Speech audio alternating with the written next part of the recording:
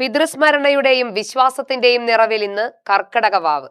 പിതൃക്കൾക്ക് ബലിതർപ്പണം നടത്തി ആത്മശാന്തിക്കായി പ്രാർത്ഥിക്കുന്നതിനായി പാലക്കാട് ജില്ലയിലെ വിവിധ ക്ഷേത്രങ്ങളിലും പുഴയോരങ്ങളിലും പുലർച്ചെ മുതൽ വിശ്വാസികൾ എത്തിത്തുടങ്ങി. മലയാളികളുടെ വിശ്വാസത്തിലും ആചാരങ്ങളിലും ഏറെ പ്രാധാന്യമുള്ള ദിനമാണ് കർക്കിടകവാവ്. മൺമറഞ്ഞുപോയ പൂർവികരെ സ്മരിച്ച് അവരുടെ ആത്മശാന്തിക്കായി ബലിതർപ്പണം നടത്തുകയാണ് പ്രധാന ചടങ്ങ്. എള്ളും ജലവും പിണ്ടവും ഉൾപ്പെടെയുള്ള സമർപ്പണങ്ങളിലൂടെ പിതൃക്കൾക്ക് തർപ്പണമർപ്പിച്ച് പ്രാർത്ഥന നടത്തുന്നു. ജില്ലയിലെ വിവിധ ക്ഷേത്രങ്ങളോടനുബന്ധിച്ചുള്ള സ്നാനഘട്ടങ്ങളിലും പുഴയോരങ്ങളിലുമാണ് കർക്കിടക വാവ് ബലിതർപ്പണത്തിനുള്ള പ്രധാന ചടങ്ങുകൾ നടക്കുന്നത്.